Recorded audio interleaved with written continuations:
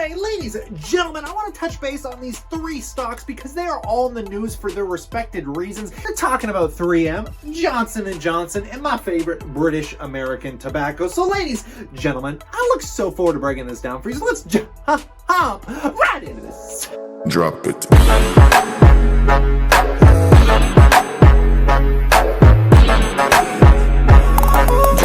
Welcome back, my passive income investors alike. So these three companies we're going to be talking about are all heavily interjected into the latest news, and they're kind of companies that are on the ground floor with what is currently going on with this pandemic. And we're going to start all of this off by talking about 3M, a dividend king, a favorite amongst the community out there, and I'm sure you might even hold it in your portfolio. But why am I talking about it today? Well, for a few reasons. Now, this one has been primarily in the news due to the masks and the fact that it's out there, doing everything they can, producing those kind of 3M products, which the list is endless. But if you think you're going to hop into this one and get rich off because it's one of the few companies moving products right now, I'm going to give you a face of reality here. And don't get me wrong, it's definitely on a discount, but at the same time, it's not going to be coming back with a vengeance on its first quarterly earnings. And I'm going to kind of shove that in your face in a second here, guys. But I want to quickly talk about how Trump kind of keeps changing his tone, considering he said 3M wasn't allowed to ship masks internationally outside of the country. Anticipate issuing more orders under the Defense Production Act, in addition to the one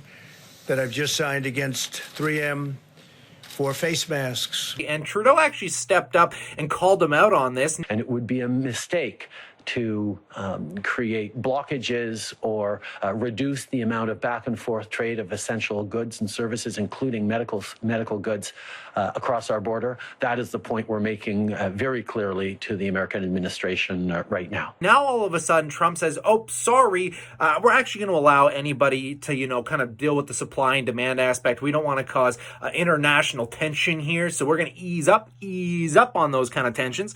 And sure enough, that's what happened, which I think was the correct move, if I'm being honest. In times of need, you don't screw your neighbors over, coming from a Canadian here, guys. But I found this really fascinating article because it was an interest that I always have as an investor, looking for what might make some money in these bad times. And it's not a good way of thinking, in my opinion. It's kind of morally unjust, the bittersweet thing of being an investor. I mention this a lot, that it takes really bad times for investors to come out of the woodworks, like the Warren Buffett, and start buying up some of those deals that are out there. But you kind of got to go against some real moral fortitude, especially if you're looking to make money holding those Costco or Walmart stocks, which we're not going to look at today. But taking a look here, this was a great article by the Motley Fool, where they just talk about how much money 3M's likely to make off these masks alone, and they're saying about $250 million in revenue. And if we scroll to the bottom of this article, they do a nice job at breaking down some of their stuff, but there's no change in 3M's 2020 outlook. 3M expects COVID-19 related demand to add a percentage point to its organic sale growth in the first quarter of 2020. However, the company is keeping its 2020 outlook unchanged for now, expecting organic local currency growth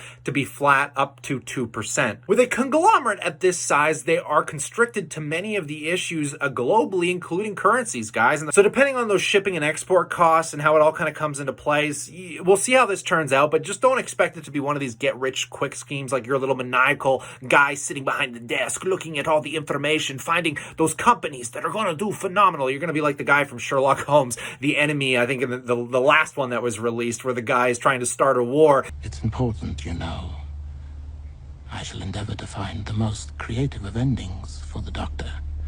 And he's going to be the bandage supplier. That could be you. Moving into numero dos here, guys. We're talking about Johnson & Johnson, the one that you just gotta have in your portfolio. And if you don't, I'm going to slap you straight, because this is just a world-renowned company that obviously you're not getting the fattest dividend yield check, but the fact is you're buying quality. Like when we're talking about top 10, like if you could only own 10 stocks, this has to be on your list. It's just one of those kind of companies, guys. And considering they are on the front line dealing with a lot of the workers and trying to deal with drugs and getting the distribution out there, and these are one of those guys too that are trying to figure out a cure, which is going to be the big topic I'm going to get in here in a sec. But let's just read through this quick article here, some of the highlights nonetheless. Johnson & Johnson has selected a lead COVID-19 vaccine candidate, so they found something they think is going to work, which is expected to go into trials by September 2020. The company anticipates first batches of COVID-19 vaccine could be available basically as early as 2021. Though the rapid scaling of the company's manufacturing capacity, including establishing new U.S. vaccine manufacturing capabilities, our goal is to provide a global supply of more than 1 billion doses of the vaccine worldwide. Johnson & Johnson is committed to bringing an affordable vaccine to the public on a not-for-profit basis for emergency global pandemics. So for companies at this scale, especially involved in the medical sector, this is going to be where 100% of their focus is. And I still think you should own the bandage companies without thinking you need to get rich off the bandages, guys. This is just a company lining itself up, to keep itself clean in the headlines. These are companies that get in a lot of trouble from the government. And you got to remember, these guys helped start the opioid crisis. So, they have a social responsibility to stand up and try and fix some problems in the world. And there's another company that is no exception to this. And we're talking about the whole other side of the spectrum here, which I briefly touched on in a prior video, talking about British American Tobacco here, guys, with a 7.3% yield, a 12 PE, another world-renowned company that it is involved in the tobacco industry. And it is another one that I personally hold. It's not one that I'm going to say you need to have in your top 10 list. I personally love this company and came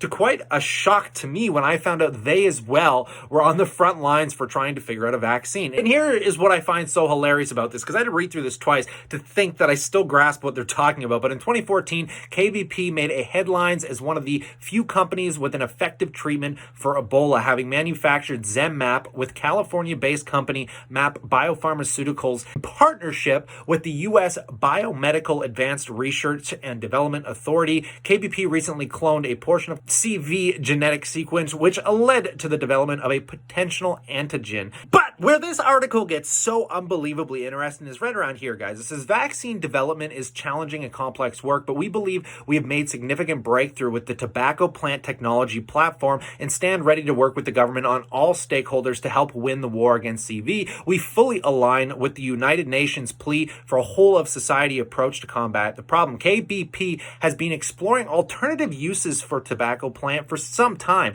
One such alternative use in development plant-based vaccines. We are committed to contributing to a global effort to halt the spread. Currently, this is a potential vaccine candidate, not a vaccine or a cure, given this early stages of development process. BAT has unrivaled knowledge and expertise of tobacco and helps a subsidiary KBP. So from my understanding, after a few of these articles, I believe that they're actually trying to stem this from the tobacco plant, and then they're going to refine it down. There's a few other articles in relation to this, but I found it absolutely mind-blowing, and it's really appropriate, I think, that the people that cause some of the largest problems to society also have a capability of fixing some of the largest problems to society, and it's really weird. I always talk about the Goldilocks effects and how life is always trying to find a balance in the middle, and these companies that get battered and hated upon time and time again, your Johnson & Johnsons and your BTIs of the world, somehow they're the ones that are shining the light during these really horrible times. And it's also really scary to see how these massive billion-dollar corporations can't rush this along more than anybody else. And I know as all of us have been sitting here watching the market rally back about 20%, that this is kind of false hope to what is actually going to settle in here. After the next month or two goes by and we're actually starting to be allowed to go outside, we're still not out of the tunnel yet, considering they do not want this to have a second round. And it really comes down to testing, which isn't easy because most people don't even know they're carrying it for the first 14 days. And the fact that these companies can't come up with surefire vaccines until 2021, that is not the most enlightening news, which says that this could go on for a lot longer. As much as we don't want it to,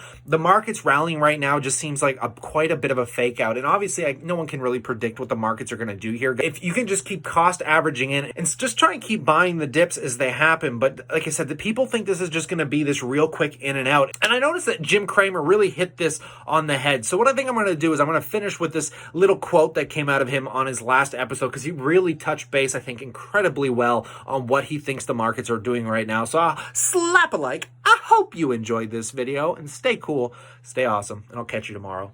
We're supposed to be in one of the saddest moments in modern history. While we may have slowed the spread of COVID, the death toll does keep accelerating. Yet earlier today, investors were basically saying, hey, it's always darkest before the dawn.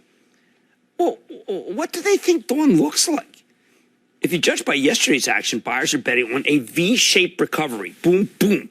Business comes roaring back. Everything goes back to normal. A V says we'll have this virus whipped in no time. Oh, I'd love that kind of recovery. So would you. I know that. But it's not going to happen. Don't get me wrong. I absolutely believe we are going to beat this thing. We are a strong country. I have never for a moment doubted that our scientists will ultimately come up with a way to treat, if not eradicate, this disease. And eradicate it must be.